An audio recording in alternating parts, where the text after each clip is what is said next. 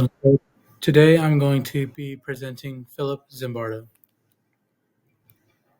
So who is Philip Zimbardo?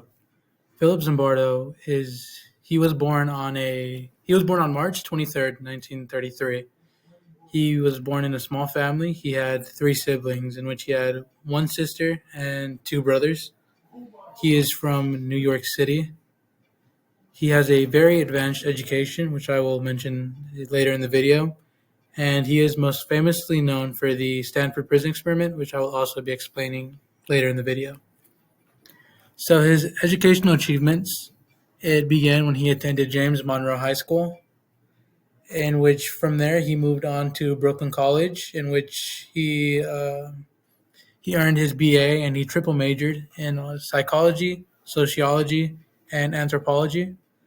And then after that, he followed by attending Yale University, the most commendable one, in which he obtained his master's and PhD in psychology.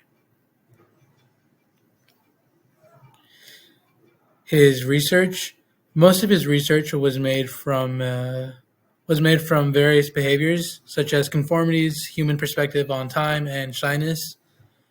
So his research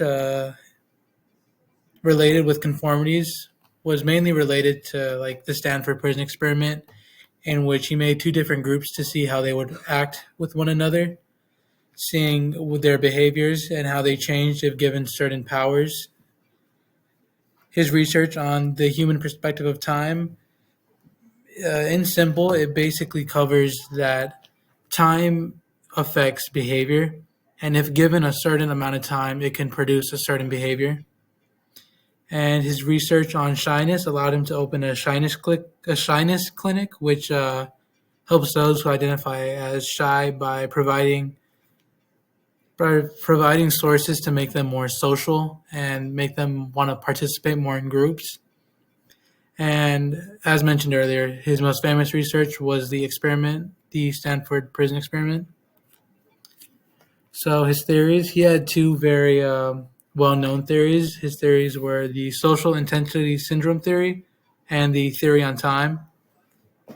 So the social intensity syndrome theory, sorry, it was believed that veterans and people who are currently in the military have a certain way of socializing with one another because their shared experience on what they went through, they could connect on that deeper level, is what he theorized. His second theory on the theory of time and paradoxes, as mentioned earlier, it believes that time shapes behavior. If you want to feel a certain way, if you give it enough time, you can feel that way. In simple. So the Stanford Prison Experiment, it was conducted by Dr. Zimbardo on August 15th through August 21st of 1971.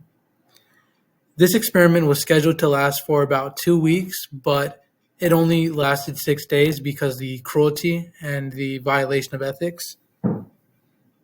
So in this experiment, he wanted 24 students and divided them into two groups, prisoners and the guards.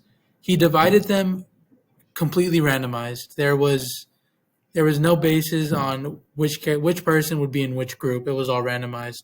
But when he told the security guards why he chose them, he told them because they were better than the other people. They scored higher in certain placements, making the security guards believe that they were in a higher power to those of the prisoners. It was standard stuff at first. They were all students. At first, they just wanted to have fun. They thought it was an experiment. They just wanted to have fun. No hard feelings, no harm, nothing wrong. And this soon changed after the security guards realized that they had power and they were able to enforce anything on the prisoners they wanted with no consequence. And as you could see in the images provided on the screen, some of the things that went down by covering their vision and having ropes on them was very, very poor conditions. After a few days, most of the prisoners started reporting trauma, feeling feeling very hurt both physically and mentally. There was a 2015 film made on this movie which really highlighted the prisoners' treatment and what they went through. It really shows the isolation that one of the prisoners went through when they locked him alone in a room for hours on end because they they had the power to do so. So the advancements made, he is Zimbardo is currently the head director of the Hero Imagination Project. Some of his other advancements include the books he's made, the most noticeable being the Time Paradox, as mentioned earlier. A very honorable advancement he made was the 50 plus years of teaching he did at Stanford, really allowing other people to reap the glory of your research is truly an incredible thing that he was able to provide. As mentioned earlier, the research on various topics and the advancements he made with those. The TED Talk he made on the psychology of evil, presenting to thousands of people his ideas, was a huge advancement made in the field of psychology.